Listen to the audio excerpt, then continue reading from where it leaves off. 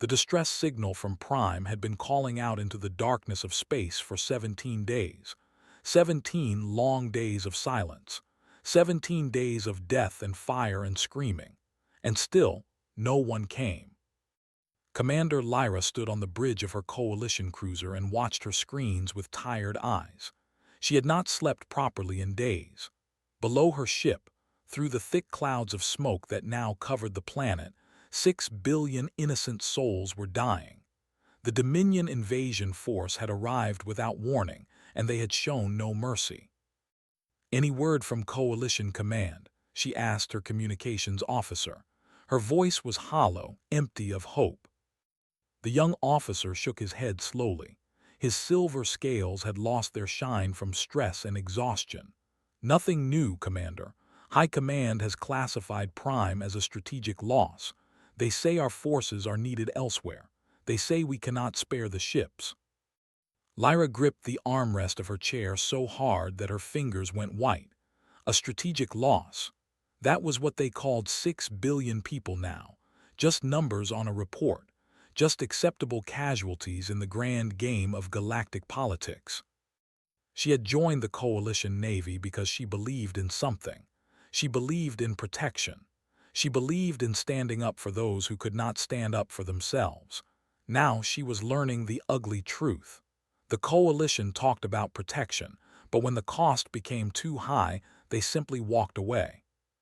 "What about the humans?" she asked quietly. "Did anyone try to contact Earth?" The bridge went silent. Every officer stopped what they were doing. Some of them exchanged nervous looks. Others simply stared at their consoles and pretended they had not heard the question. Her communications officer spoke carefully, choosing each word like he was walking through a field of explosives. "Commander, you know the rules. Earth's fleets are only to be contacted under extinction-level conditions. The Council considers them too dangerous, too unpredictable." Lyra let out a bitter laugh. "Unpredictable, that's what we call them now." She had read the classified files about humanity. Every senior officer in the Coalition had read them. The humans had joined the galactic community only 80 years ago, barely a heartbeat in cosmic terms. In that short time, they had built a reputation that made even the most powerful species nervous. It was not that humans were evil or cruel. In fact, they were often kind and generous. They laughed easily and made friends quickly. They created beautiful art and wonderful music. They could be warm and caring in ways that surprised other species. But when it came to war, humans were something else entirely. Other species fought wars with careful calculation. They measured costs and benefits. They retreated when losses became too high. They surrendered when victory became impossible. This was logical. This was sensible. This was how civilized beings waged war. Humans did not fight this way. When humans went to war, they did not stop. They did not retreat. They did not calculate acceptable losses because to them, there was no such thing as an acceptable loss.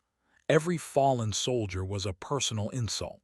Every dead civilian was a blood debt that had to be paid. They fought with a fury that seemed almost insane to other species. And their ships reflected this philosophy. While other navies built vessels designed for efficiency and long service, human warships were built for one purpose: to make their enemies suffer. They gave their ships names like Retribution and Final Answer and Never Forgotten. These were not just names. They were promises. The Coalition kept humanity at arm's length for this exact reason. They were too intense, too emotional, too willing to burn everything down for the sake of principle. The Council called them unstable, dangerous, a species that could not be controlled. Lyra called them the only ones who might actually help. "The Dominion knows we won't call Earth," she said to her bridge crew. "That's why they're so confident. They know the Coalition will do nothing but write reports and hold meetings while innocent people die." On her, another city on the planet below erupted in flames.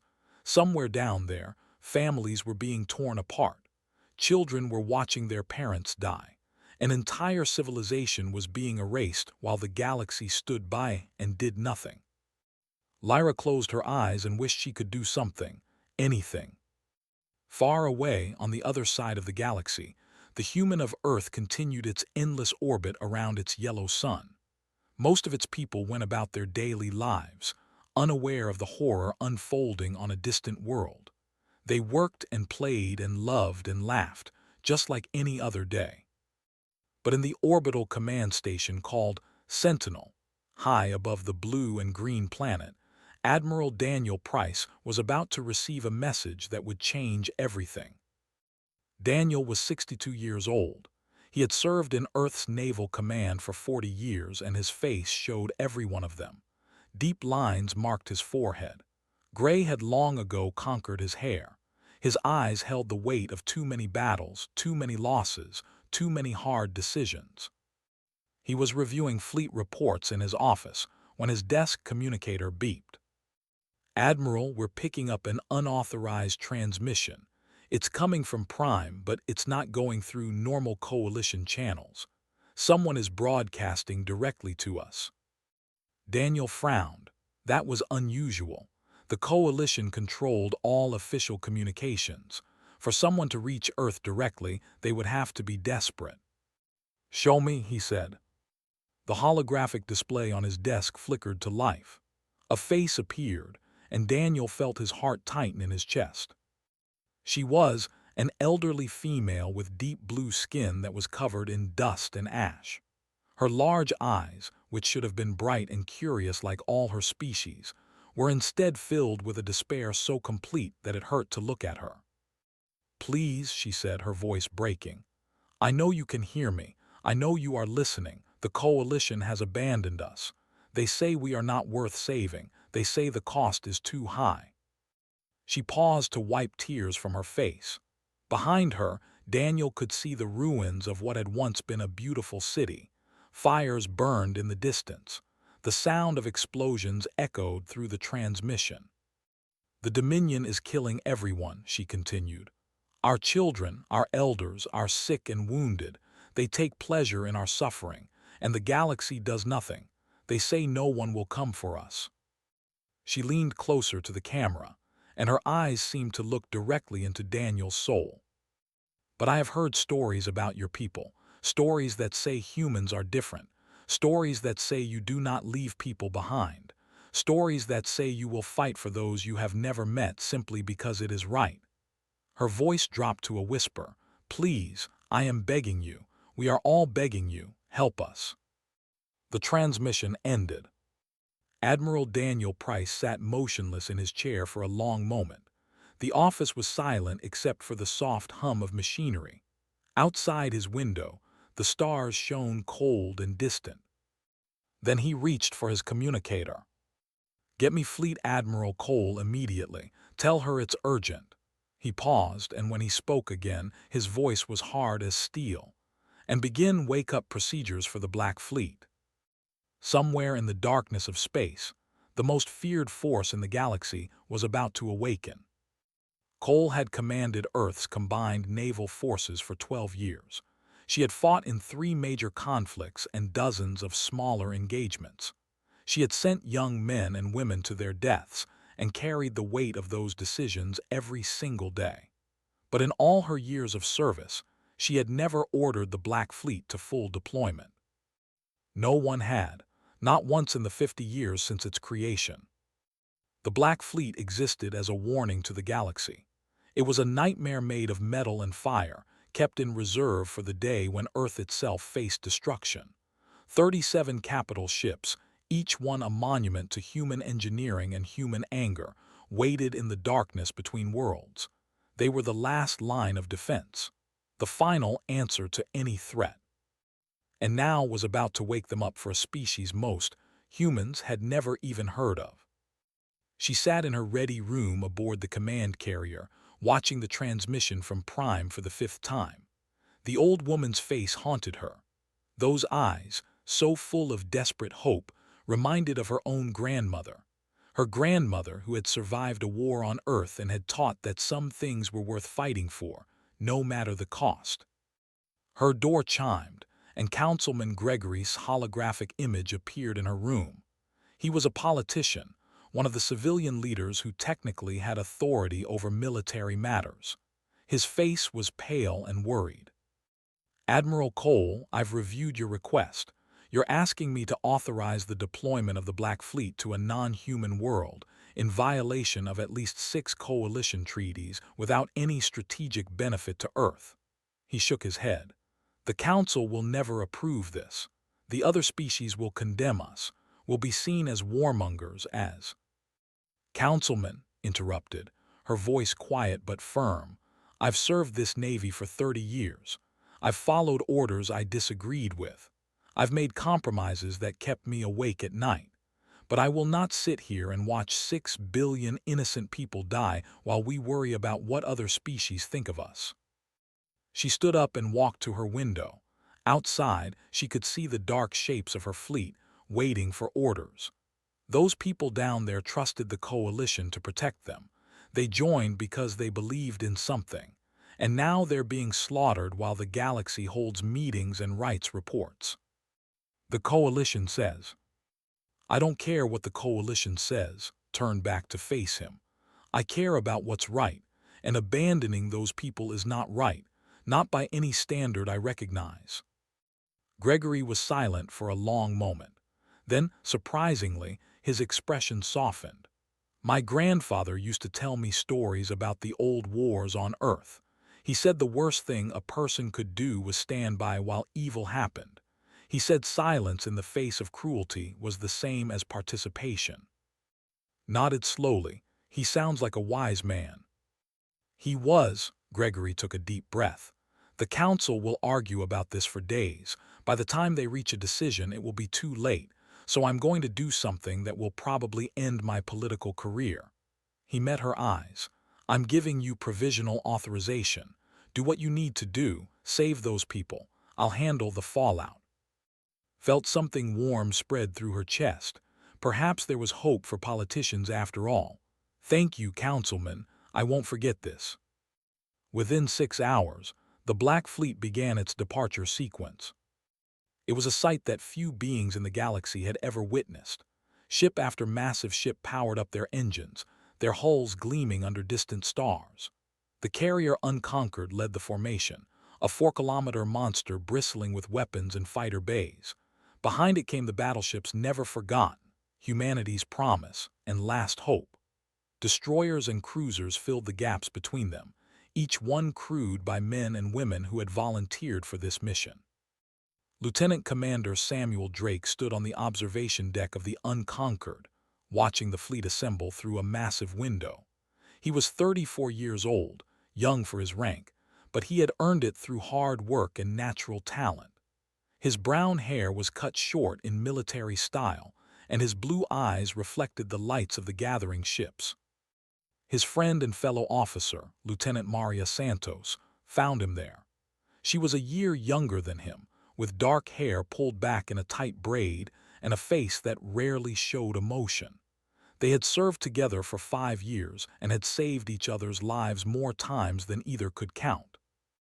"You know this is probably a trap," Maria said, joining him at the window. "The Dominion wants us to overextend. They want to draw our fleet out and destroy it far from home." Samuel nodded.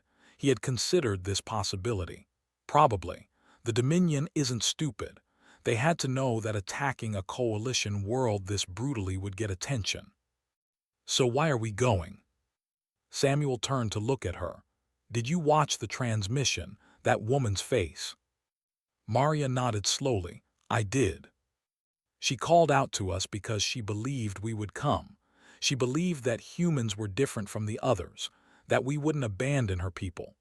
Samuel turned back to the window. "If we don't go, what does that make us? Just another species that makes promises and breaks them when the cost gets too high." Maria was quiet for a moment. Then she smiled, just a small one. "When you put it that way, I guess we don't have much choice." "We always have a choice. We're just making the right one." Throughout the fleet, similar conversations were happening. In the mess halls, soldiers talked about the mission with quiet determination. In the barracks, Marines checked their weapons and prepared for ground combat. In the engine rooms, technicians ran final diagnostics on systems that had never been tested in real combat. These were not mindless warriors eager for blood. They were ordinary people who had chosen to stand between the innocent and those who would harm them. Some of them were scared. Some of them were angry. All of them were ready. Admiral Cole's voice echoed through every speaker on every ship, carried across the fleet like a wave. All hands, this is the Admiral. In approximately 47 hours, we will arrive at Prime. The situation there is dire. The Dominion has invaded and is committing atrocities against the civilian population. The Coalition has chosen not to intervene. We have chosen differently. She paused to let her words sink in. I will not lie to you. This mission is dangerous. The Dominion fleet is larger than ours. We are far from home, far from support, far from everything familiar. Some of us will not return. Another pause. But we are going anyway, because those people need us, because no one else will help them, because that is what it means to be human. We do not calculate the value of innocent lives. We do not weigh costs and benefits when children are dying. We simply act. Her voice hardened with determination. The Dominion believes that no one will come to save Prime. They believe that the galaxy is too afraid, too selfish, too broken to stand up for what is right. They are about to learn how wrong they are. She took a breath. All ships engage jump drives on my mark. Let's go remind the universe why they fear the Black Fleet. Mark. As one, 37 warships activated their jump drives. The stars stretched into lines of light, and then the fleet vanished into hyperspace, leaving behind only empty darkness. The Black Fleet was coming, and the Dominion had no idea what was about to hit them. Supreme Commander had conquered 11 worlds in his military career. He was a massive figure, even by Dominion standards, with thick green scales and eyes the color of old blood. His soldiers feared him. His enemies feared him more. He had built his reputation on ruthlessness and efficiency, and he had never known defeat. Prime was supposed to be his 12th victory. An easy conquest, really. They were a peaceful species, more interested in trade and scholarship than warfare. Their defenses were weak, their military almost non-existent. They had joined the Coalition expecting protection, and the Coalition had abandoned them at the first sign of trouble. Everything had gone exactly according to plan. His invasion force had crushed the orbital defenses in hours. His ground troops had landed without significant resistance. The capital city had fallen in 2 days. Now, after 17 days of systematic destruction, the planet was almost completely under Dominion control. Stood on the bridge of his flagship, the Conqueror's Pride, and allowed himself a moment of satisfaction. Soon, he would return home a hero. The High Council would shower him with honors. His name would be remembered for generations. Then the alarm started screaming. "What is happening?" demanded, his voice cutting through the chaos. His sensor officer, a smaller reptilian with nervous movements, was staring at his screens with wide eyes. Supreme Commander, we're detecting hyperspace signatures at the edge of the system. Multiple contacts. His voice trembled. Many multiple contacts. Frowned, this was unexpected. The Coalition had declared Prime a lost cause. Their nearest fleet was weeks away. Who could possibly be coming? Identify them, he ordered. The sensor officer's scales went pale, shifting from healthy green to a sickly gray. Supreme Commander, the ship configurations match human naval vessels. It's the Black Fleet. The bridge went absolutely silent. Had heard the stories about humanity's reserve fleet. Every species in the galaxy had heard them. But stories were just stories. Rumors spread by frightened traders and paranoid diplomats. Surely the truth could not be as bad as the legends suggested. How many ships? He asked, keeping his voice steady. 37 capital ships plus support vessels. They're spreading into attack formation. One of his junior officers made a small sound of fear, silenced him with a look. "We outnumber them 3-1, said. "Whatever their reputation, they cannot overcome simple mathematics. Order the fleet to battle stations." "Sir, they're broadcasting a message on all channels. Should I?" "Let me hear it." Admiral Cole's voice filled the bridge. It was calm, measured, almost conversational. That made it somehow more terrifying. "Dominion forces, this is Admiral Cole of the Earth Naval Command. You have attacked a civilian population that was under the protection of the Galactic Coalition. You have committed crimes against innocent beings who posed no threat to your people. You have murdered children and elders. You have burned cities and destroyed lives." A pause. "You now have 1 hour to surrender unconditionally. Release all prisoners. Power down your weapons. Prepare to face justice for your actions." Another pause, and when she spoke again, her voice had turned to ice. "If you do not comply, we will destroy every military asset in this system. There will be no negotiation. There will be no second chances. There will be no mercy." The message ended. Laughed, a harsh barking sound that echoed through the bridge. "They threaten us, with 37 ships against our 100. These humans are even more arrogant than the stories suggested." He turned to his tactical officer. "Order the fleet to attack formation. We will teach these humans the price of interfering in Dominion affairs." His officers hesitated. They had heard the stories too. They knew about the human tendency to fight beyond all reason, to accept losses that would shatter any other fleet. Now roared. The Dominion fleet began to move, 100 warships spreading into a wall of metal and fire. Surely, thought, the humans would see the hopelessness of their situation and withdraw. Surely they would retreat to preserve their precious Black Fleet. The humans did not withdraw. Far below, on the burned and broken surface of Prime, a young female named Tessa huddled in an underground shelter with what remained of her family. Her father sat beside her, his arm wrapped around her shoulders. Her mother held her younger brother, who had not spoken since they saw their home destroyed. They had been hiding here for 12 days, surviving on emergency rations and recycled water. Sometimes they heard explosions above. Sometimes they heard screaming. They had learned to stay silent during these times, to make no sound that might attract attention.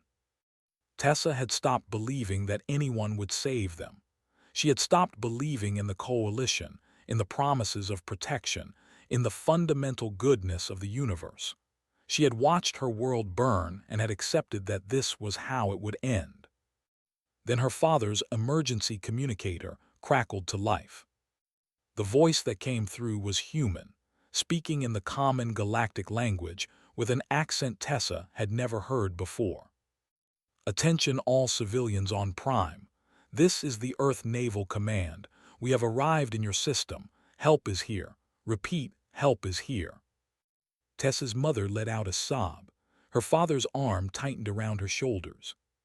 "Stay in your shelters," the voice continued.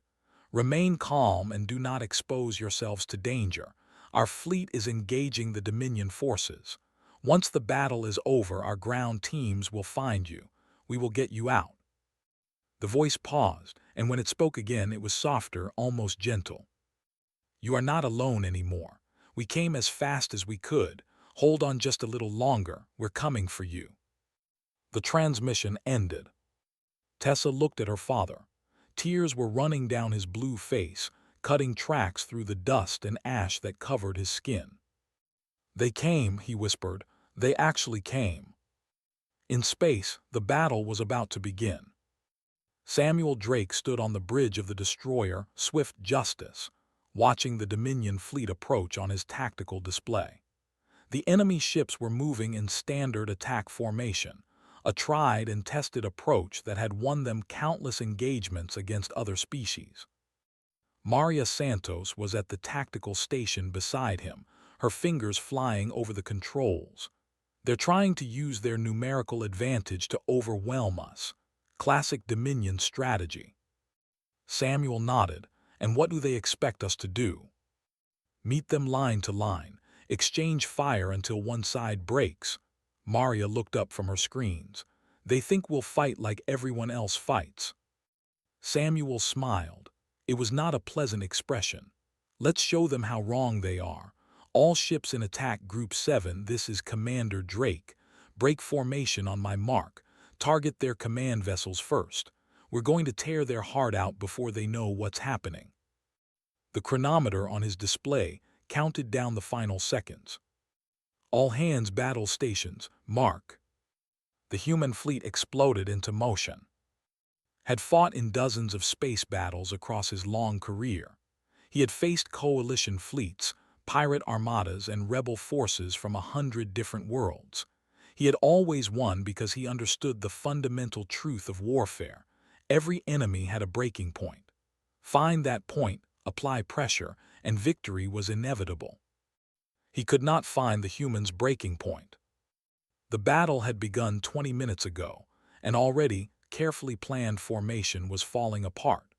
The human ships moved through his fleet like predators hunting prey, striking at weak points with impossible precision, and then vanishing before his gunners could lock on. Where did they go? Demanded, staring at his tactical display.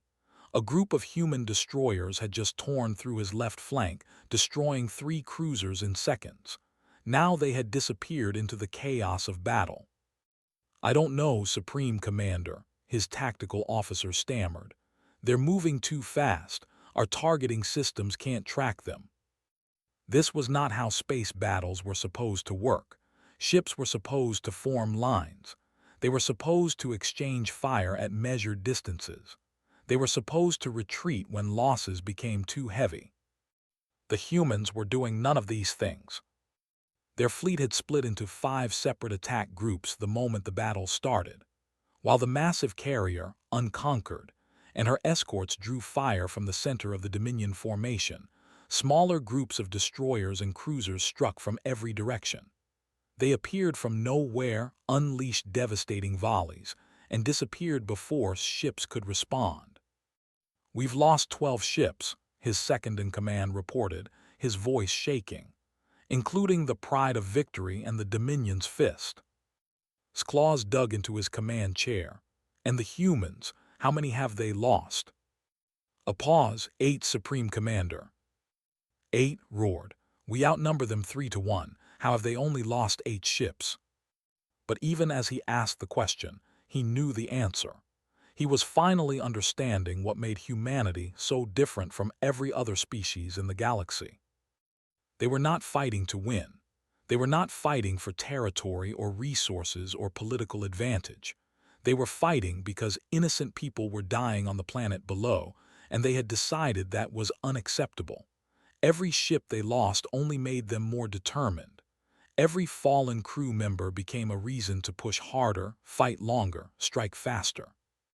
His tactical officers had calculated that after losing 5 ships, the humans would begin to pull back. It was standard military doctrine across the galaxy. Preserve your forces for future engagements. Accept tactical defeat to avoid strategic catastrophe. The humans had lost 8 ships. They were still advancing. On the bridge of the Swift Justice, Samuel Drake directed his attack group through the Dominion formation with cold precision. His ship shook as enemy fire scraped against their shields, but he kept his voice calm and steady. All units target that command cruiser at bearing 74. Maria, what's the status of our missiles? Maria Santos didn't look up from her tactical station. Half our payload remaining. We've got enough for maybe 2 more attack runs. Make them count. Fire when ready.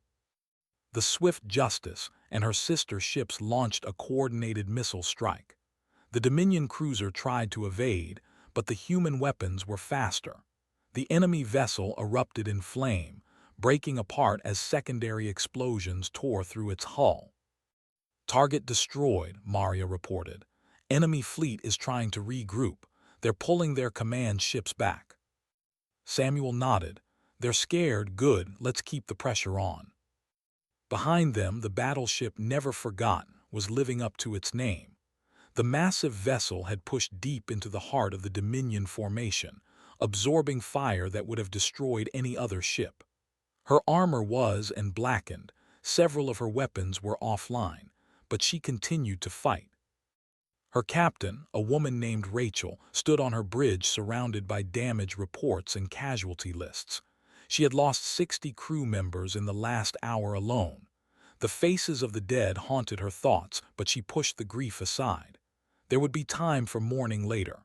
Right now, her people needed her to lead. Enemy battleship approaching from starboard, her tactical officer called out. "They're trying to flank us." Rachel studied her displays.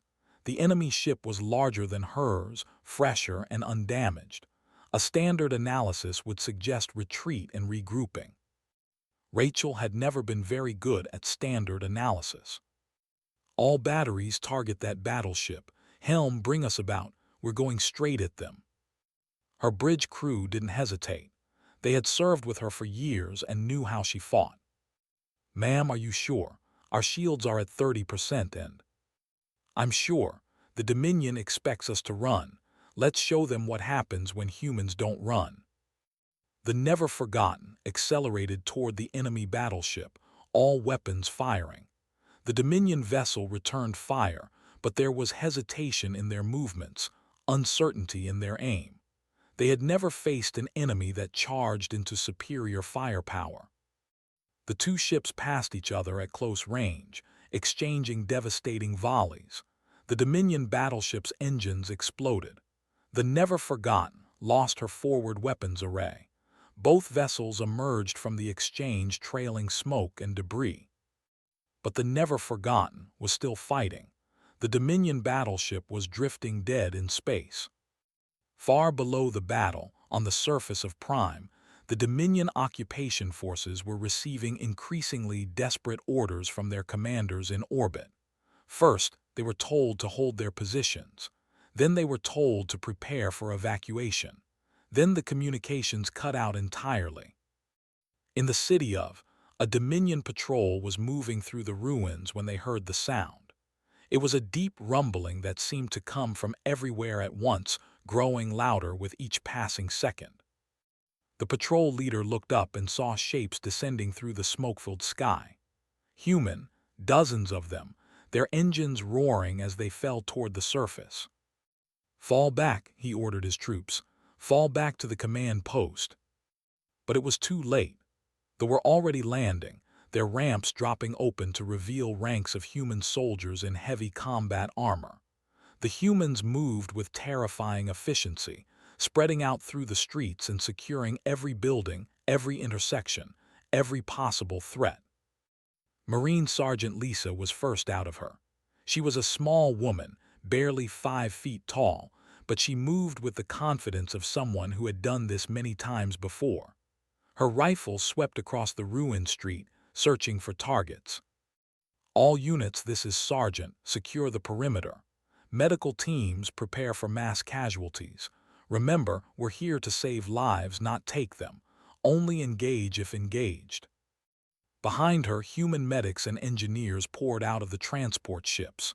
They carried supplies, medical equipment, portable generators, water purification systems, everything a dying world might need.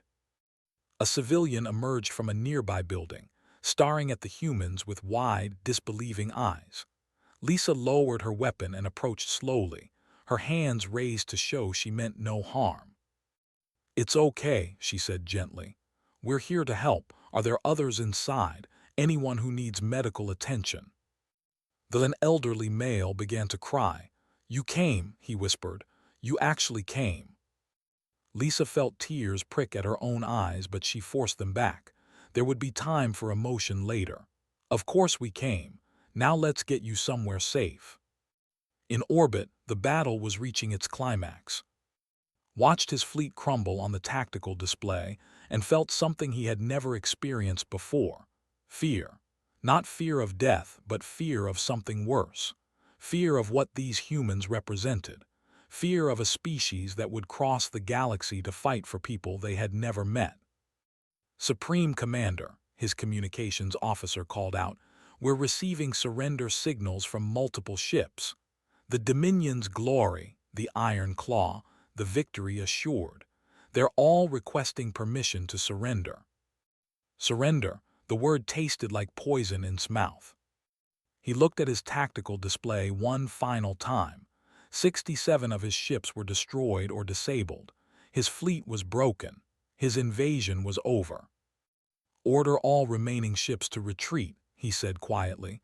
"Jump to hyperspace. Get them out of here." "What about the surrender requests?" Closed his eyes. "Tell them to save themselves however they can. This battle is lost." As his flagship jumped to hyperspace, fleeing the disaster he had created, promised himself that he would remember this day. He would remember what happened when the humans decided to fight. And he would make sure the High Council remembered too. The news spread across the galaxy like wildfire. Within hours of the battle's end, every major species knew what had happened at Prime. The stories varied depending on who told them. Some spoke of human recklessness, of a dangerous species that ignored proper military protocol. Others spoke of something else entirely. They spoke of hope. On the Coalition capital world, the Council of Species convened an emergency session. Representatives from dozens of civilizations gathered in the Great Circular Chamber, their voices rising in argument and accusation. At the center of it all, Admiral Cole's holographic image flickered with the imperfect signal of a long-distance transmission. "Admiral Cole," the council speaker began, his tone cold with disapproval, "you have committed several serious violations of coalition law. You deployed Earth's strategic reserve without authorization. You engaged in offensive military action in a sector designated for non-intervention. You have endangered the careful balance of power that has maintained galactic peace for centuries." Listened to the charges with a calm expression. She was still wearing her uniform from the battle, still carrying the exhaustion of 2 days without sleep. Behind her, through the ready room window, the damaged ships of the Black Fleet were visible, limping toward repair stations. "Is that all?" she asked when the speaker finished. "Is that all?" another counselor sputtered. "You've started a war, the Dominion will retaliate, they'll." "The Dominion will think twice before attacking anyone under coalition protection again," interrupted. "Before today, they believed they could do whatever they wanted because the coalition was too cautious to stop them. Now they know better." She leaned forward, her image growing larger in the chamber. "We lost 12 ships at Prime. 437 of my people will never go home to their families. Those losses hurt. They will always hurt. But we saved 6 billion lives. 6 billion people who were being murdered while this council held debates and calculated acceptable losses." The chamber fell silent. "You want to sanction us? Fine. You want to condemn our methods? Go ahead. Write all the resolutions you want. But when you do, remember this. While you were deciding whether those people were worth saving, humans were dying to protect them." Straightened in her chair. "I would rather be condemned for saving lives than praised for standing by while innocent people died. And if that makes us dangerous, if that makes us unpredictable, then so be it. At least we can look at ourselves in the mirror." The session dissolved into chaos. Some delegates shouted in anger, others sat in thoughtful silence. A few, very quietly, nodded in agreement. In the weeks that followed, something strange began to happen. Coalition citizens, ordinary people from dozens of different species, started flooding human embassies with messages. Not complaints, not protests, messages of gratitude and support. A merchant from the sent a simple note. "My daughter lives on Prime. She is alive because of you, thank you." A group of students from a distant colony sent a petition with thousands of signatures, calling for the coalition to formally thank humanity for their intervention. And from Prime itself, the messages came by the hundreds of thousands. Stories of human soldiers sharing their food with starving children. Stories of human medics working through the night to treat wounded civilians. Stories of a species that had crossed the galaxy not for profit or power, but simply because someone needed help. The government declared an annual day of remembrance. They built monuments in every major city, statues of human soldiers standing watch over the people they had saved. They named streets and schools and hospitals after the ships that had fought for them. Samuel Drake received the Navy Cross for his actions during the battle. The medal ceremony was held aboard the carrier Unconquered, surrounded by the surviving crews of the Black Fleet. He stood at attention while Admiral Cole pinned the decoration to his chest, but his mind was elsewhere. Later, in his quarters, he found a message waiting for him. It was from the elderly woman who had sent the original distress transmission. She had survived the occupation, rescued by human Marines from a shelter in the capital city. "Commander Drake," her message read, "I do not know if you remember me. I am the woman who asked for your help when everyone else had abandoned us. I want you to know that my entire family survived because of what you and your people did. I will grow up knowing that when the darkness came, humans brought the light. Thank you. Thank you forever." Samuel read the message 3 times. Then he closed his eyes and let himself feel the weight of it all, the fear, the grief, the pride, the hope. He thought about the friends he had lost, the ships that would never fly again, the families who would receive folded flags instead of homecoming hugs. He thought about 6 billion people who would see another sunrise. Maria Santos found him there an hour later, sitting in the dark. "You okay?" she asked, settling into the chair beside him. "I don't know," Samuel admitted.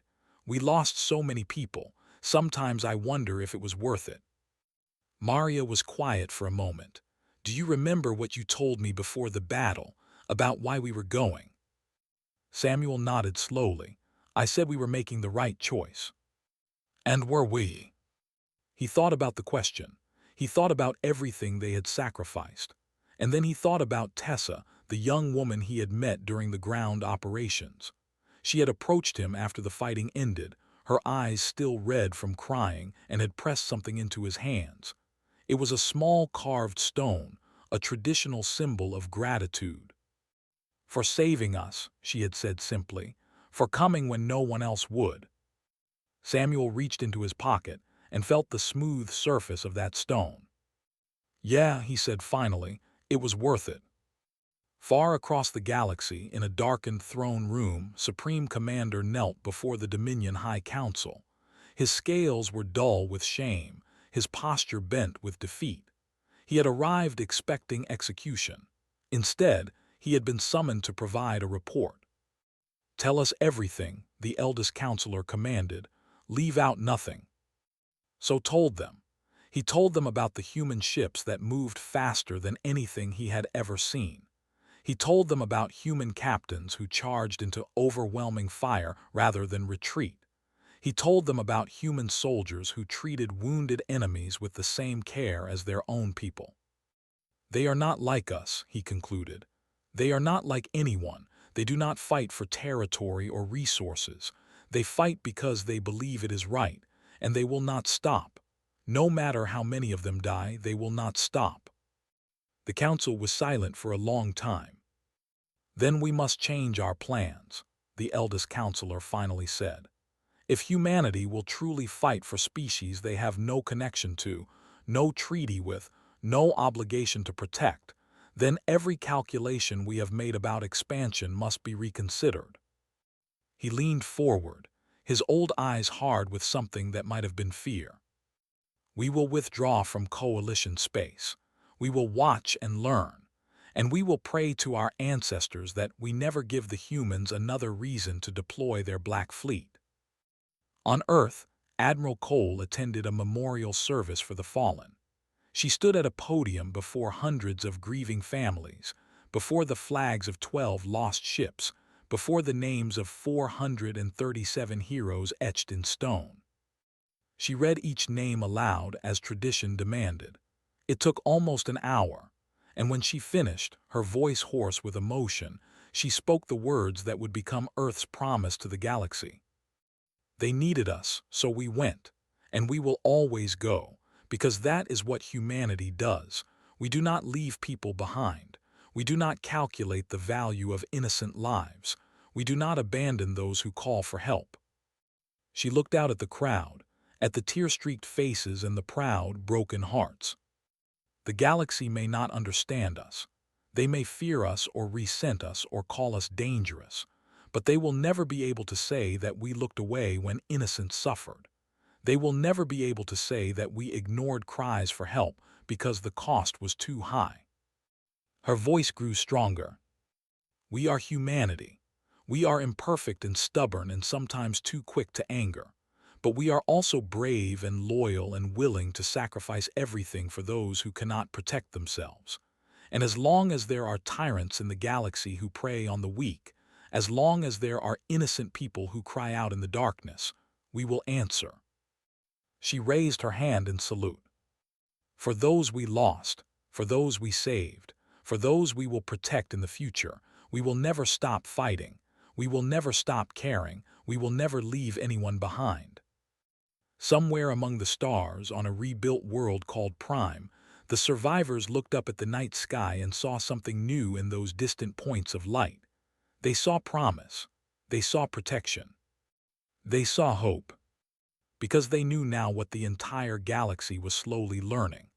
When all seems lost, when darkness closes in, when every rational voice says that no one will come, there is still one species that refuses to accept despair. Look to the stars. The humans are coming. And they never leave anyone behind.